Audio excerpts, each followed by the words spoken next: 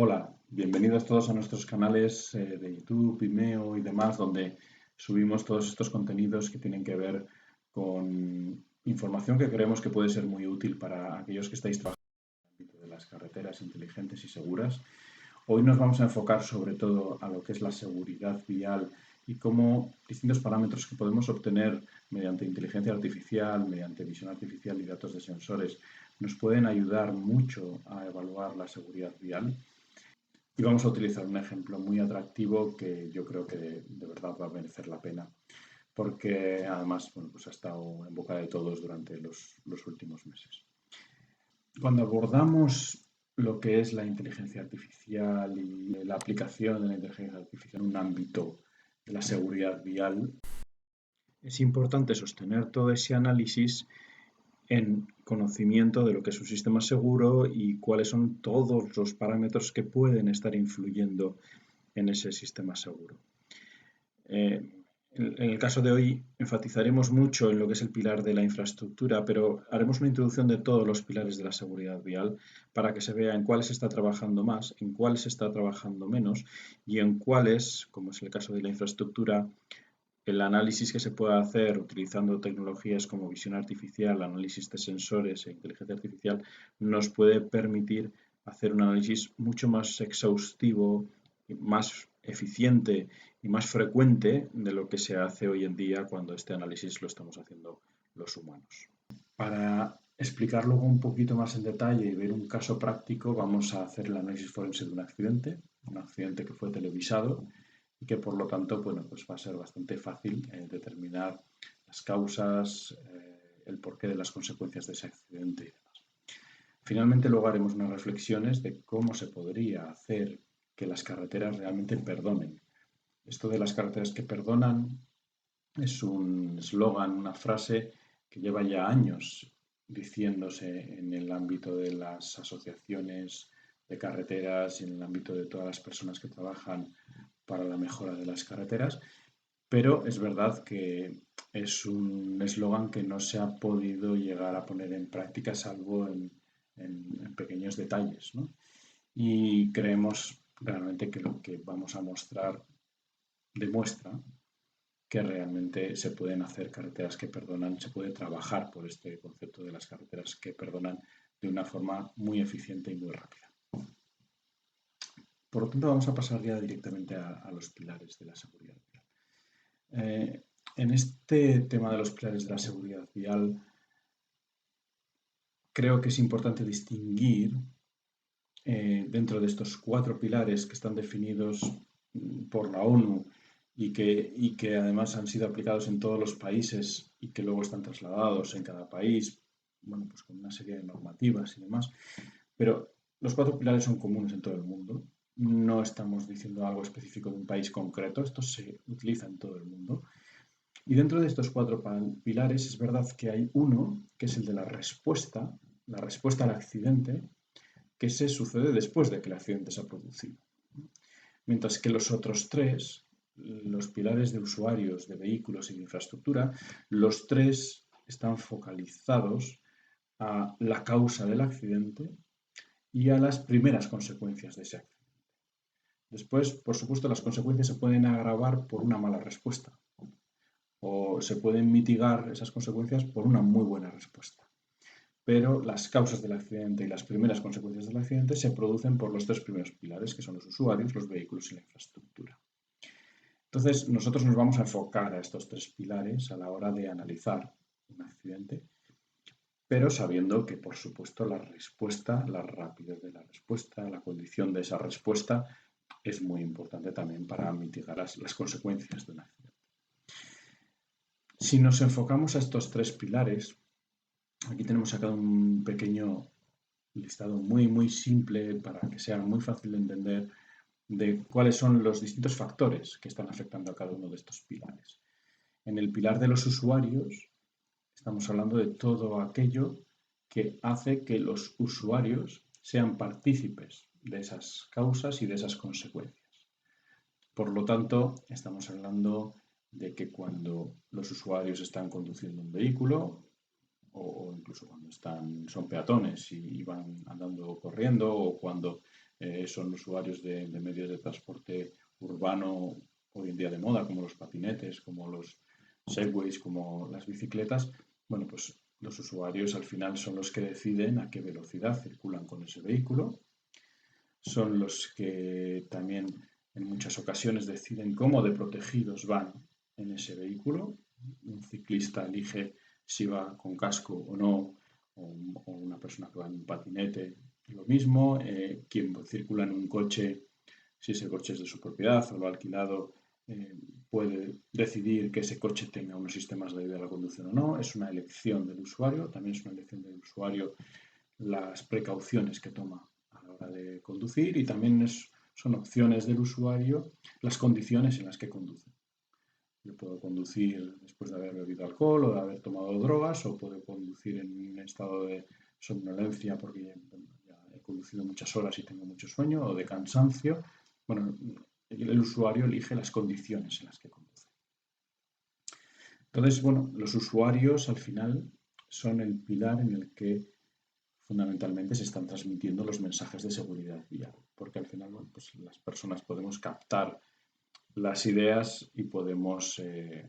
ayudar a que, bueno, pues nuestra condición sea la mejor posible, la forma en la que nos protegemos sea la mejor posible, la velocidad a la que circulamos sea la adecuada. Bueno, pues en los usuarios podemos hacer todo eso, y por eso muchas veces los mensajes que se nos transmiten en el ámbito de la seguridad vial van enfocados a este pilar.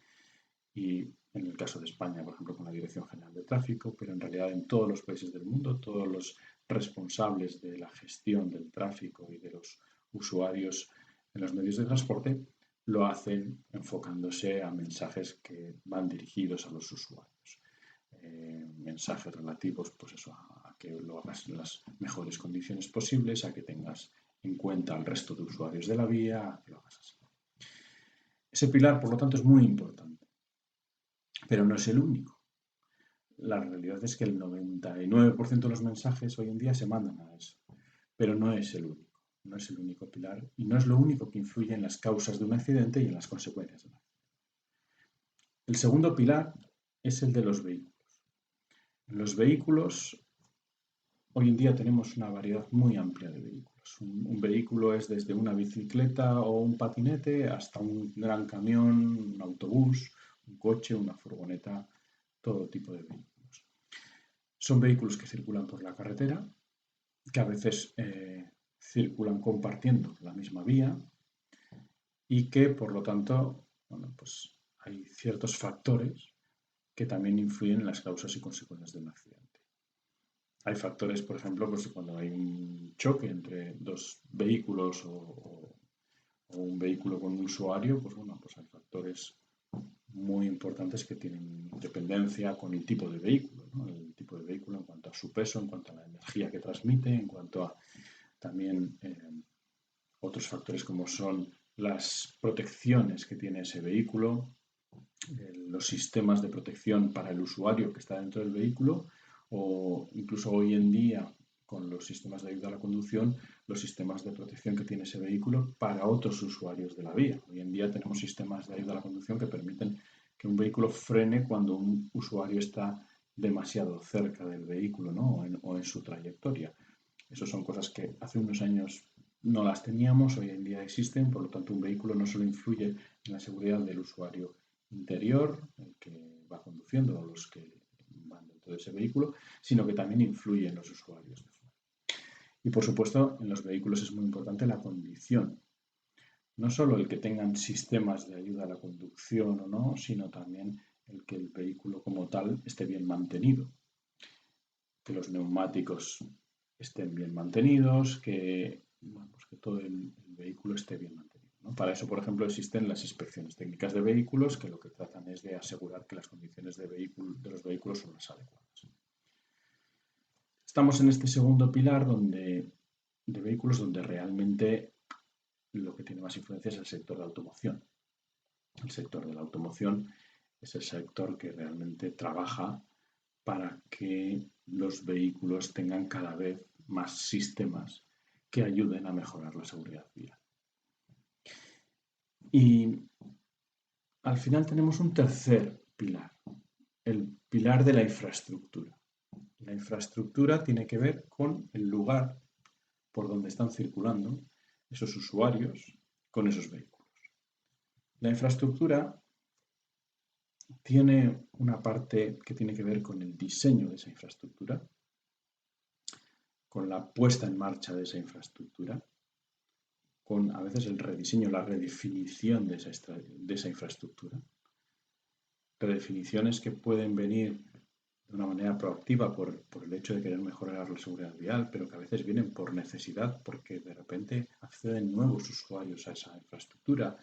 o una cantidad distinta de usuarios a esa infraestructura.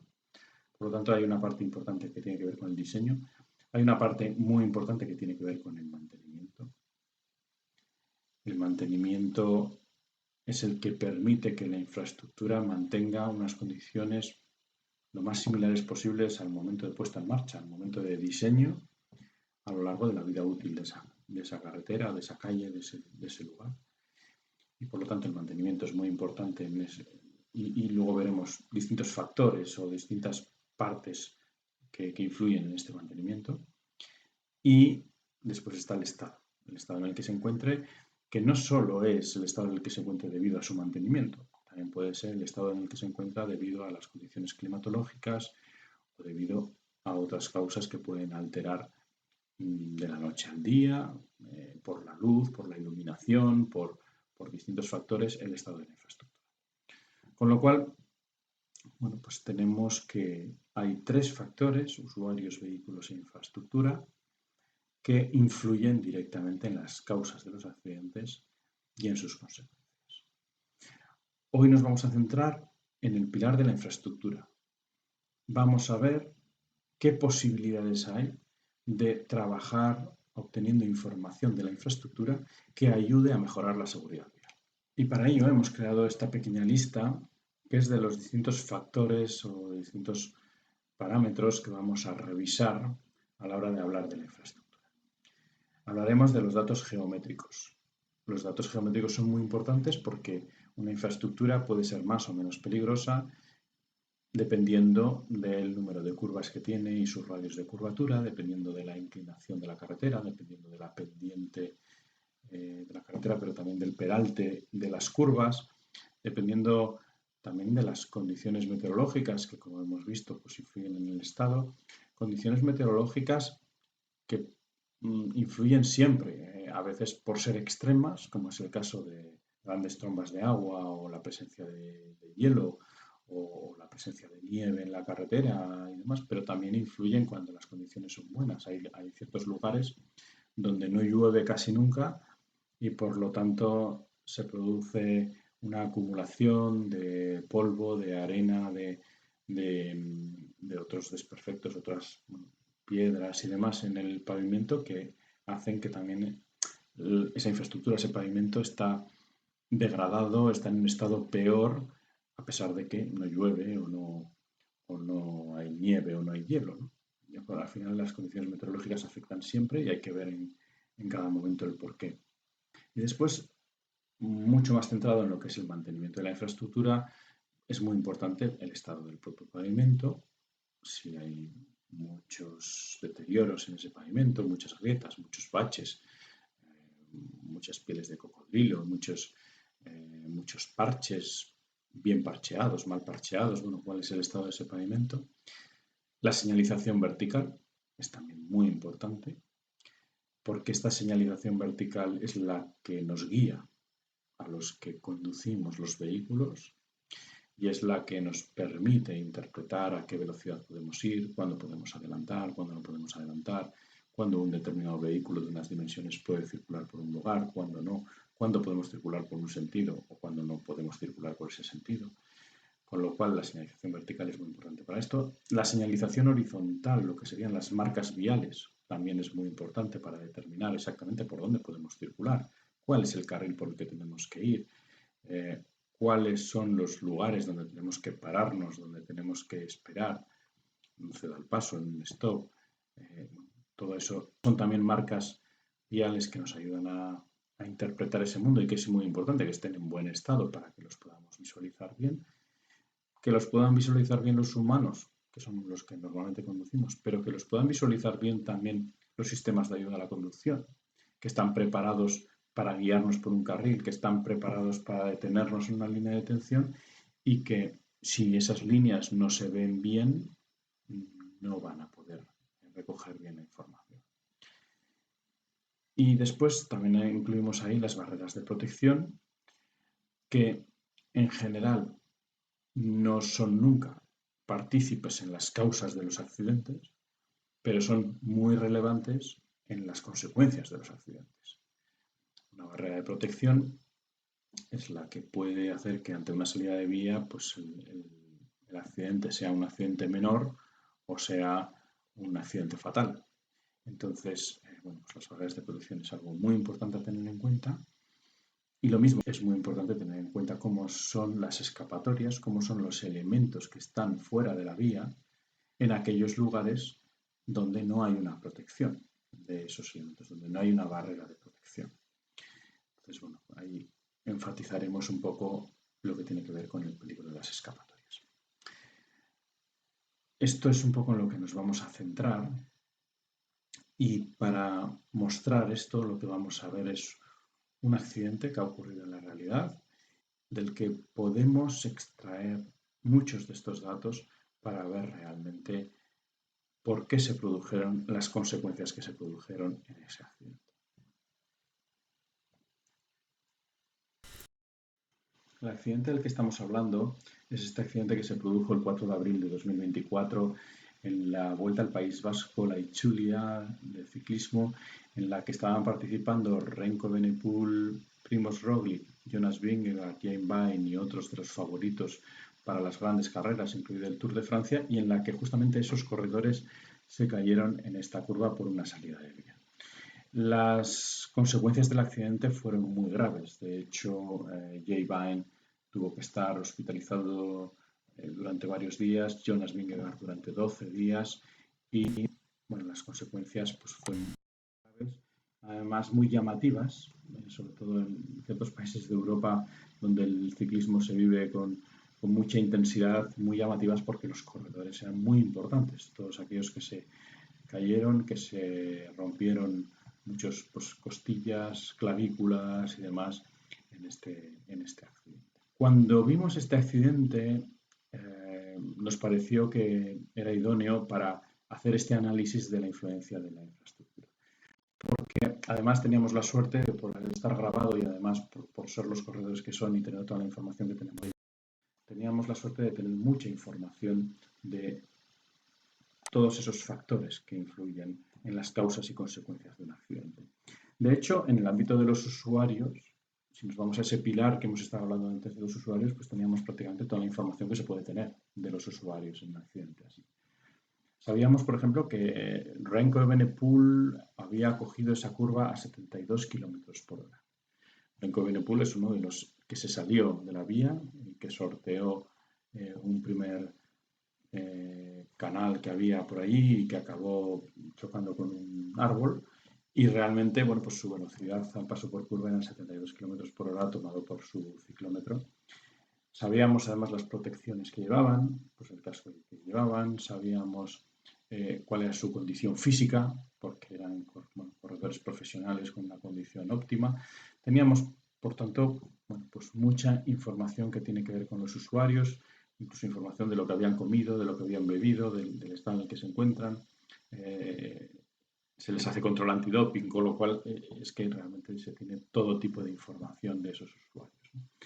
Teníamos la suerte de tener esta información y teníamos también la suerte de tener la información relativa a los vehículos.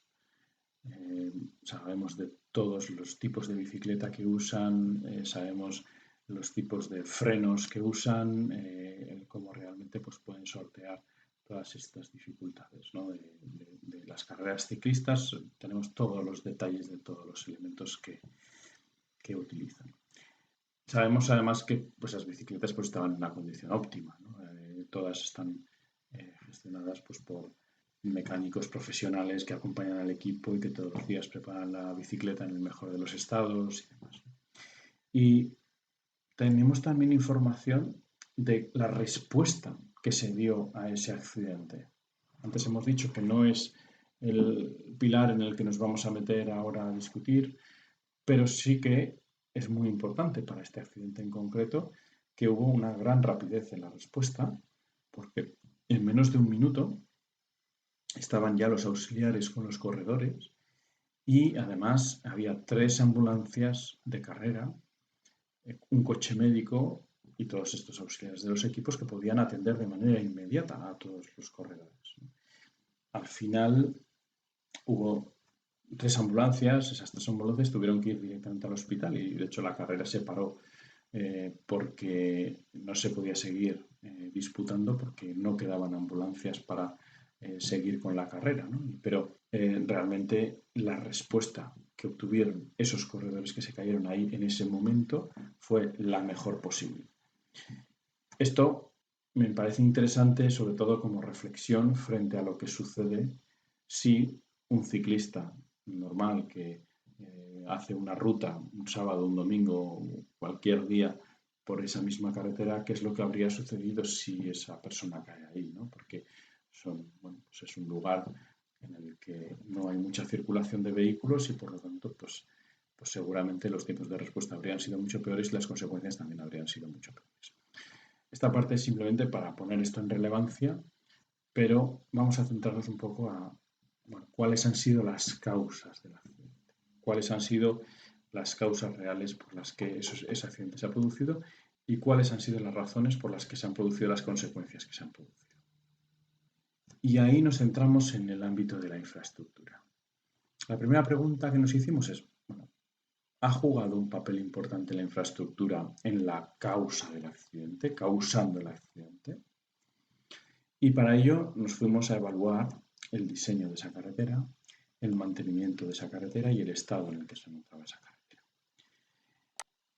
Y fuimos a evaluar todos esos parámetros que hemos explicado anteriormente que se tienen que tener en cuenta a la hora de evaluar este pilar de la infraestructura en la seguridad. Evaluamos los datos geométricos, las condiciones meteorológicas, el estado del pavimento, el estado de la señalización vertical, qué señalización vertical había, en qué estado se encontraba, qué señalización horizontal había y en qué estado se encontraba, qué barreras de protección había, si eran las idóneas para este tipo de usuarios y qué peligro había en las escapatorias, en los lugares donde realmente no había protección. Y esto es lo que hicimos acudiendo a ese lugar al día siguiente de producirse el accidente y además a la misma hora a la que se produjo y en unas condiciones muy similares meteorológicas en las que se había producido el accidente. La carrera estuvo circulando desde el pueblo de Chandio por la izquierda de la imagen hasta el lugar donde vemos la X, que es donde se produjo el accidente. Lo que hicimos fue el análisis de toda la carretera, no quedarnos solo en el análisis de las curvas, sino realizar realmente el análisis de toda la carretera. Y lo que hicimos fue acudir con uno de los vehículos dotados con nuestro inspector autónomo de carreteras, que fue obteniendo toda la información de las marcas viales, del estado del pavimento, de las protecciones, de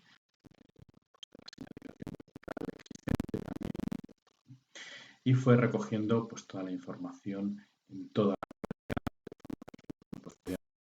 los datos de toda la carretera. Esto al final es la herramienta que utilizamos hoy en día para ayudar también a las empresas de conservación y mantenimiento para que realmente detecten todos los problemas de la carretera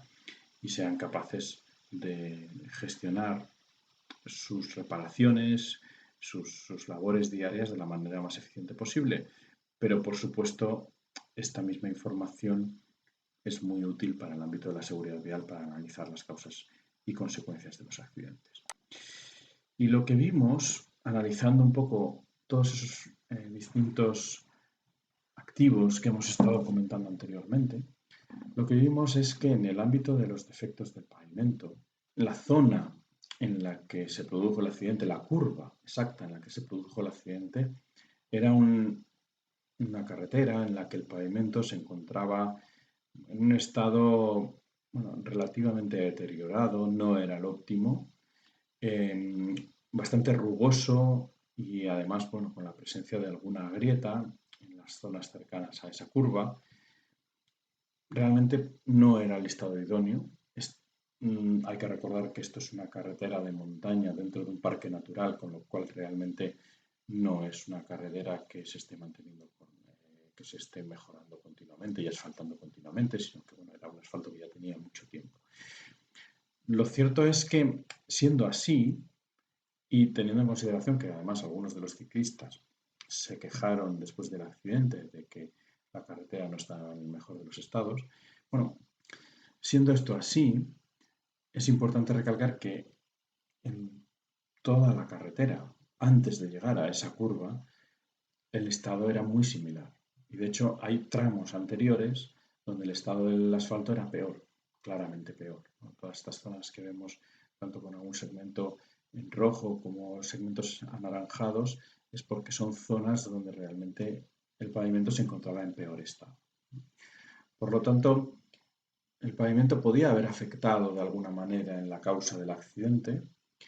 pero realmente no parece que fuese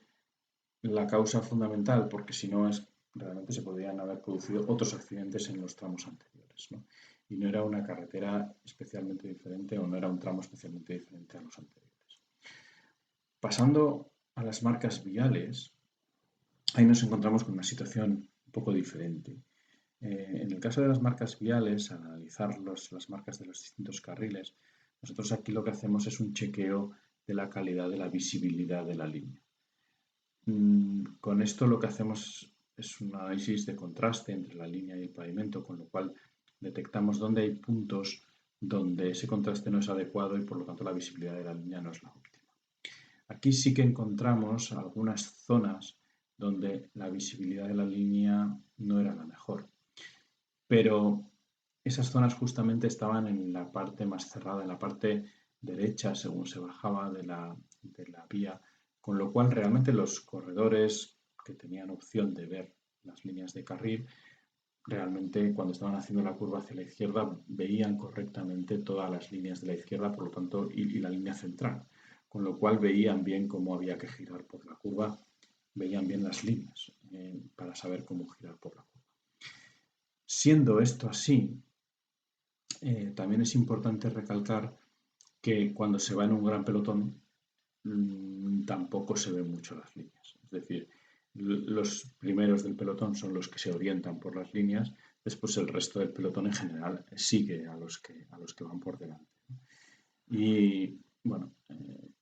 la conclusión a la que llegamos es que sí que había ciertos defectos en las líneas, pero no parece que una mala visibilidad de las líneas fuese un factor que realmente ayudase a causar el accidente. En cuanto a la señalización vertical, aquí la norma, aquí en el lugar donde se produjo este accidente, lo que indica es que pues todas las curvas con un determinado radio de curvatura tienen que señalizarse con paneles direccionales que van indicando el sentido de esa curva y además desde la distancia se supone que en este tipo de curvas hay que ver al menos 3 paneles direccionales. Esto realmente en esta curva, que es la que vemos también en la fotografía,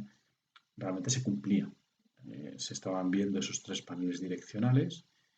y por lo tanto la señalización vertical que había en esta curva era correcta. Era la señalización que tiene que haber. Y en cuanto a barreras de seguridad, aquí sí que encontramos algo que era bastante llamativo, que es que en las anteriores curvas, tal y como se puede ver, por ejemplo, en esta curva a izquierdas que tuvieron que hacer justo antes de llegar a la curva del accidente, aquí sí que hay barrera de protección que va protegiendo toda la parte externa de la curva. En varias curvas anteriores de esta misma carretera también había barreras de protección. Estas barreras son barreras metálicas de una sola línea, sin protección para motoristas, sin protección SPM que se llama, pero existían este tipo de barreras en curvas anteriores y en cambio en esta curva en la que se produjo el accidente no existía ninguna barrera de protección. Como podemos ver también en la fotografía del vídeo, realmente aquí no existe ningún tipo de protección. Esto sí que es un factor que resultó llamativo porque las barreras de seguridad, sobre todo para un usuario como es un ciclista, tienen varias funciones. La primera es que, por supuesto, son las que te protegen de una salida de vía. Y ahí es verdad que dependiendo de qué tipo de barrera sea, puede ser una barrera que luego influye en las consecuencias para mal, porque realmente una barrera de seguridad que tenga unos postes, unas patas de la barrera con formato IPN, pues pueden hacer que el ciclista cuando pasa por ahí se corta y con lo cual la consecuencia puede ser todavía peor. En cambio, una barrera que tenga una protección SPM, protección típica de motoristas, pues es la que hace que te chocas con la barrera, pero realmente las consecuencias de ese choque van a ser mínimas. La barrera además tiene una función que es que también ayuda a interpretar mejor las curvas. Eso es algo que no se suele hablar habitualmente porque parece que la protección es solo para protección y la línea del carril es solo para la línea, pero cuando tú eres un ciclista, cuando ves una barrera de protección, ves también cómo se está cerrando esa curva, tienes más definida esa curva. Pero bueno, sin entrar en el detalle este, que bueno, siempre ayuda el hecho de que exista esa barrera de protección, el hecho aquí es que realmente no existía esta barrera de protección por la parte externa de la curva. Con lo cual, al no existir esa protección, lo que es fundamental para que las consecuencias del accidente sean mayores o menores en el caso de una salida de vía es qué hay al otro lado, qué hay fuera de la plataforma. Y lo que había fuera de la plataforma, justo en este punto X, en esta salida de curva, era una serie de rocas que estaban colocadas justamente en una de las zonas por las que podría llegar a salir pues, una bicicleta o podría llegar a pasar un vehículo, unos árboles de grandes dimensiones y una cuneta que estaba en la parte inicial de la curva que tenía una gran profundidad. Varios de los accidentados, dos de ellos chocaron directamente con el fondo de la cuneta, pues justamente aquí donde está tumbado uno de los ciclistas, y otros salieron tanto por esta escapatoria como por esta otra y chocaron unos con las rocas y otros con este árbol de aquí de la derecha. Entonces, realmente el gran problema de este accidente, lo que causó las graves consecuencias de este accidente, fue el peligro de las escapatorias. Este mismo accidente, esta misma salida de vía con una escapatoria en la que no hubiese esta cuneta, en la que no hubiese estas rocas y no hubiese este árbol, no habría tenido apenas consecuencias. Y en realidad, al tener todos estos elementos, ha tenido unas muy graves consecuencias. Entonces, creo que es muy importante entender esta complejidad de la infraestructura donde la dependencia de las marcas viales, del pavimento, de las barreras, de las escapatorias, es lo que hace que esta infraestructura en este punto era una infraestructura muy poco segura. La pregunta que uno se puede hacer es, bueno, ¿y esto es posible de detectarlo con suficiente tiempo y previamente a que suceda? Pues bueno, realmente es relativamente fácil. Al final nosotros obtenemos con el Inspector Autónomo de Carreteras los datos geométricos de la carretera, sabemos los radios de curvatura, podemos definir cuáles son las curvas en las que hay un radio inferior a X metros y por lo tanto podemos analizar directamente si en esas curvas hay protección o no hay protección, si la protección es de un tipo o es de otro y en el caso de que no haya protección podemos llegar a determinar si hay cunetas o si hay rocas o si hay otros elementos. Con lo cual, pues teóricamente es algo factible y es relativamente fácil de hacer con una sola pasada, que se hace a velocidad normal del vehículo y que realmente está recogiendo toda esta información en el momento en el que queramos recogerla, que podría ser, por ejemplo, justo antes de realizar una prueba ciclista de este tipo. Creo que esto es lo más importante para entender, bueno, pues cómo en este caso en particular la infraestructura no es lo que ha hecho que los ciclistas salgan de la carretera, pero realmente la infraestructura sí que ha jugado un papel relevante en las consecuencias. Este mismo podría tener consecuencias mucho menores y realmente ha tenido consecuencias muy importantes.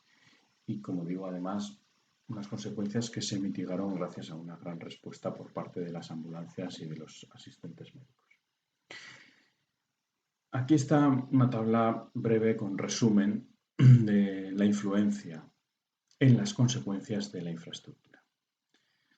Tenemos la línea en la que hablamos del pavimento, es un pavimento rugoso, es un pavimento con defectos, con una densidad media de defectos, no hay ningún defecto extraordinario en la zona donde se produjo el accidente. Los defectos que se encuentran son similares a los de tramos anteriores de la carretera, por lo tanto, bueno, hay una relativa influencia, pero no diferente a la que podría haber habido en cualquier otro punto de la carretera anterior. Después tenemos el activo de las marcas viales, donde hemos visto que hay una buena visibilidad de las marcas viales, a excepción de justamente una parte en la derecha, pero que es la menos relevante para el sentido en el que iban de marcha. Por lo tanto, no hay defectos relevantes en marcas viales que pudieran influir en el accidente. Por otra parte, tenemos el activo de señalización vertical. No hay defectos. La señalización vertical es correcta, es la que tenía que haber. Y llegamos a los dos activos o los dos factores que más han influido en las consecuencias del accidente, que son las barreras de seguridad, porque no había barreras en esta curva, por lo tanto, ni idóneas ni con defectos, realmente es que no había barreras en esa curva,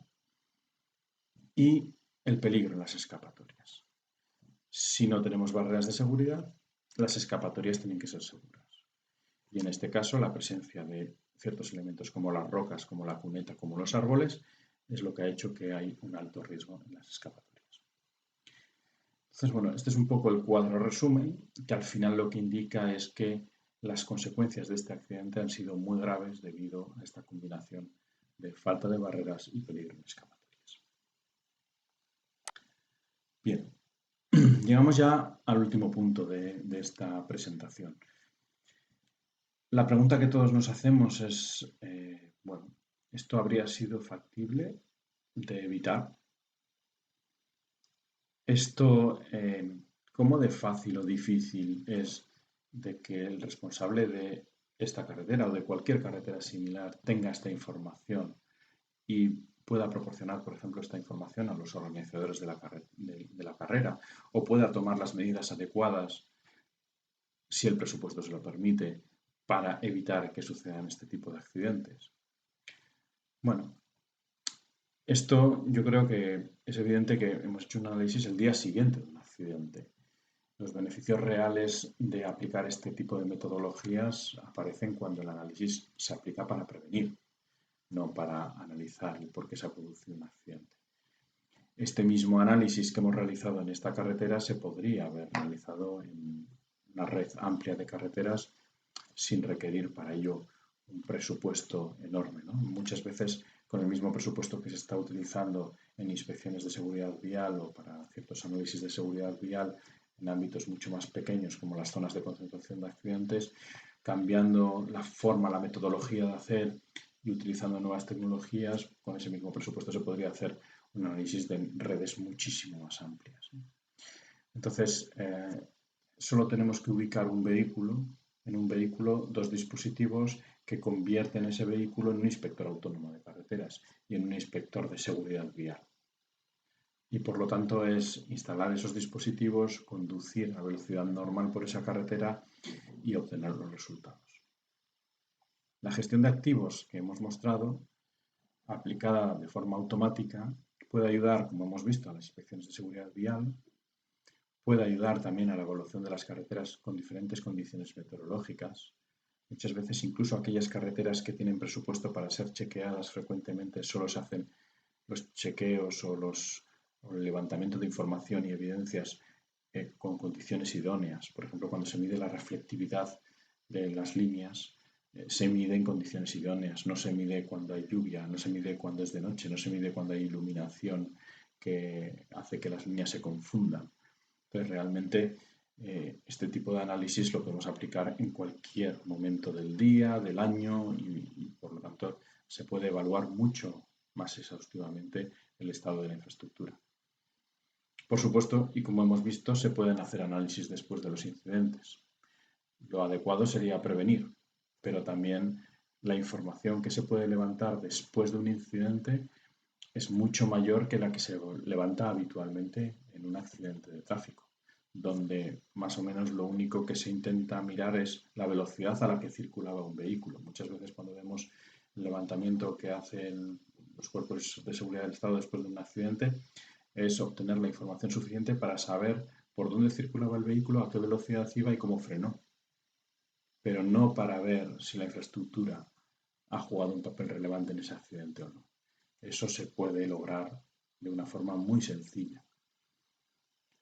También permitiría la aplicación del inspector autónomo la gestión o la mejora en la gestión de puentes y túneles desde las juntas de los puentes, que muchas veces son zonas que se van degradando y donde hay grandes impactos en los vehículos, hasta en los propios túneles, pues cierta información que muchas veces por la dificultad de la gestión del túnel no es fácil de captar. Se podría también mejorar la gestión del pavimento, como es obvio, con el análisis frecuente y la evaluación de cómo se va deteriorando el pavimento a lo largo del tiempo. Y algo que para nosotros siempre es importante, que es la mejora de la seguridad, no solo para los usuarios de la carretera, sino también para los trabajadores de la carretera.